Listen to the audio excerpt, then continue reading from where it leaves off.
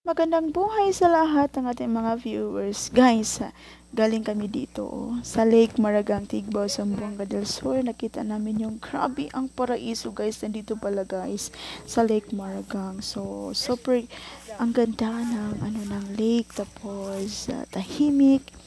At saka malinis yung tubig. Pwedeng liguan. And then, magandang mga tanawin. Ayan guys, super cool sa mata guys. Kapag ikaw ay makakita ng ganito, grabe talaga ang feelings guys. Mawala yung stress mo, mawala yung lahat ng problema mo. Ayan, ang ganda. Ayan. Guys, makapunta ka doon kapag ikaw ay mag-ride ng isang, single motor. Yan guys, dalawa lang yung pwede na sumakay. Kami guys ngayon, pauwi na kami. Kasi galing kami doon sa lake na pinakita ko sa inyo. Yan po ay hardship na lake. Tapos ito yung daanan guys. So, as you can see guys, grabe ang daan. Maliit lang siya guys. Isang ligid lang. Hindi pwede na dalawang ligid. Hindi pwede ang tricycle.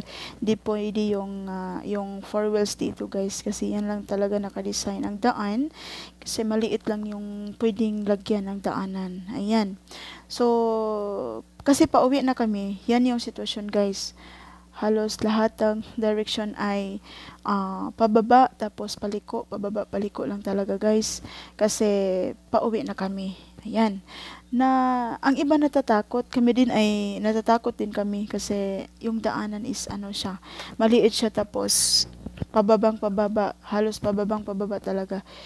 Pero pag nung pinag-usapan namin tinanong namin si Kuya kung okay ba ano ba yung pakiramdam nila sa pagdadrive ng ganito, hindi ba sila natakot, ano ba yung feelings nila. Sabi ni Kuya, na talaga, nasanay na sila, hindi naman sila wala namang na-crash dito, no, kasi alam na nila kung paano sila mag-drive.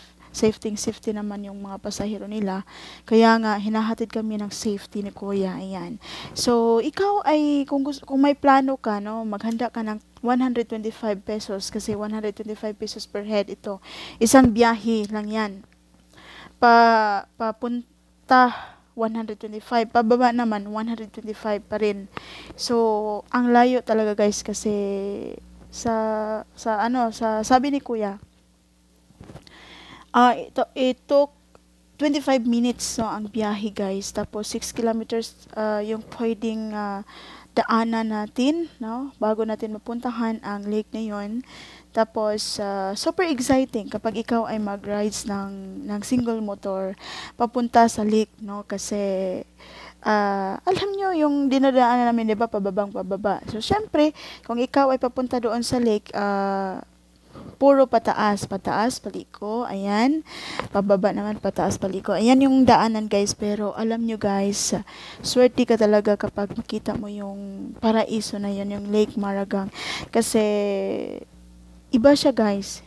Super unique yung kanyang shape, kasi heart shape talaga siya. So, meaning love. Heart shape talaga siya. Ang ganda ni Lord guys, kasi ginawa niya yun para sa mga tao, para naman mawala yung ating mga problema. Ang ganda talaga ng paraiso guys, no.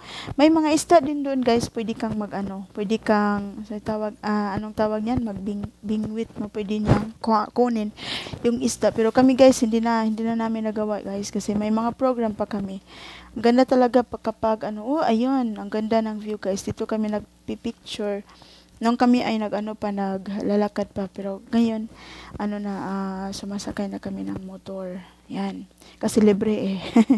Noon kasi, walang libre yon, amin yon. Pero ngayon, libre man sa DNR. So, thank you so much DNR kasi na-enjoy namin yung aming pagpunta doon. Tapos, in-explore namin kung ano ba talaga yung lake, ano ba talagang nandun sa Tigbaw na pwede namin i-promote sa on-air.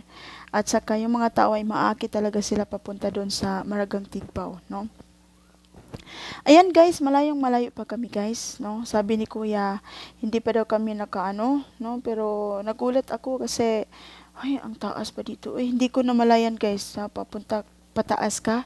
Hindi mo mamalayan na ang layo pala ng pupuntahan natin. Pero kapag pauwi ka na, hindi na masyadong malayo, no? Hindi na masyadong malayo kasi pababa siya. Ayan. So, yun po yung mga kahoy, no? Kasi protected area siya. Ang tawag dito is Mount Timulan Protected Areas, no? Pwede ka na protected area na pwede mo pasyalan, open for all, pero maghanda ka talaga ng entrance fee kasi mayroong entrance fee para sa development ng daanan, para sa ano naman development ng lake. Lahat-lahat talaga ng mga gastusin dito guys ay pinapaganda talaga guys. Mayroong mga pwede nating tulugan doon, no? Pwede nating tulugan. Pwede tayong matulog sa parang kubo, no, na ang ano is siguro to 50, no, to 50 yung pinaka mababa na bayaran. Tapos 300 yung mahal-mahal, no? Pero magdala ka ng kumot ha kasi ang lamig talaga dito, guys, no? Ayan, kumot talaga at saka medyas, no? Ang ganda na talaga ng ng view. No, look at. Makikita mo yung ibang mga lugar dito sa probinsya namin, guys. Ayan, guys, no? Lahat ng mga dinadaanan namin ay may mga puno at hindi ka naman maano kasi sabi ng driver dito na hindi sila nagugulat kapag makakita sila ng isang snake kasi nandyan naman yan. Kasi protected area siya eh. Hindi siya pwedeng patayin natin. Yung mga snake dito, hindi natin siya pwedeng patayin. Kapag makakita ka ng ganyan, hayaan mo na lang silang lumakad. No? Hayaan mo na lang silang lumakad. Ayan, guys. Hindi pala pwede na mayroon kang enkwentro dito. Kaya nga, sila yung mga drivers ay sanay-sanay sila. Kung may may enkwentro, alam na nila kung saan sila lulugar. No, alam na nila. Mayroong magbiyahe dito, guys, gabi, no? Kasi mayroong mga guests, sabi ni Kuya, mayroong mga guests na pwede pumunta diyan kahit gabi, ihahatid nila, guys, no? Kasi mas maganda talaga kapag mag-overnight dito, guys. Yung pagpunta namin dito ngayon is mayroong nag-prenup. Ayan, sana all dito nag-prenup. Nag-prenup sila, guys, no? Yun yung gusto nila kasi ang ganda talaga doon, guys. Ang view, grabe ang view, guys, no? Grabe ang view. Hindi mo ma-explain, grabe. Napakaganda talaga na ginawa ni God, guys, no? Mayroon pang water na very clean, mayroon pang water na very cold, tapos preskong hangin, at ano pa, basta ma-relax yung mind mo doon. Kapag stress ka na sa trabaho, punta ka na lang dito. Stress ka na sa buhay mo, punta ka na lang dito. Kasi alam ko mawawala yung problema mo dito, guys. Ayan. Yan kaliit yung daanan namin, guys, no? Isang single motor lang ang pwede na dumadaan, hindi pwedeng maraming motor kasi guys, hindi makadaan kasi isa lang ang pwede. Ito, guys, malapit na kaming naabot sa aming puntahan doon sa sentro ng Tigba, Zamboanga del Sur.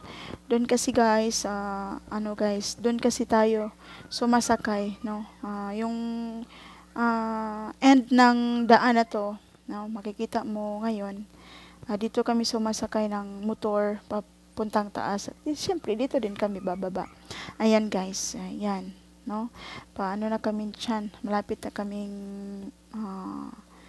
makarating sa sentro. Ayan, guys. May mga bahay naman dito pero hindi marami, hindi gaano karamihan. Yan, guys. Nagtanong ako ni Kuya kung bakit hindi ako nakakita ng mga prutas, no? Sabi ko ni Kuya, bakit hindi nilagyan ng mga prutas, Kuya? Kaya ng lansunis, kaya mito, ano pa yung mga prutas? Sabi ni Kuya, nakakainin lang daw ng monkeys. Pero siguro mayroon naman silang pero ang ganda talaga, guys, sa place na to. Hindi ka magsawa kapag ikaw ay nandito. Tapos pag malaki mo talaga sa sarili mo na ikaw ay nakapunta kasi super exciting yung dahanan, guys. Ayan, malapit na kaming naabot, no? Nandiyan na kami sa ayan, ito. Dito, guys, yung una. Ayan, yan yung namin. Diyan yung entrance. Diyan ka magbayad ng entrance fee at saka entrance fee 20 pesos tapos yung mayroon bang helmet ngayon basta may entrance fee 20 pesos ka per head. Ayan, guys, sumasakay na kami sa namin sa Pasalamat kami kuya kasi hinatid niya kami ng ano. Yan guys yung pinuntahan namin. Ayan. As you can see, mayroong mga waiting shed, saka mayroon ding liguan natin, no? Yan, ang ibang pulo guys hindi pwedeng liguan pero dito pwedeng liguan. Tapos virgin na virgin, ano mo yung preskong hangin. Tapos ang ano dito guys sa pagkain pala, no? Pwede magdala ka ng pagkain, ipaluto mo yun lang yan sa caretaker dito tapos magbigay ka lang ng kunting barya. Ayan, bye-bye.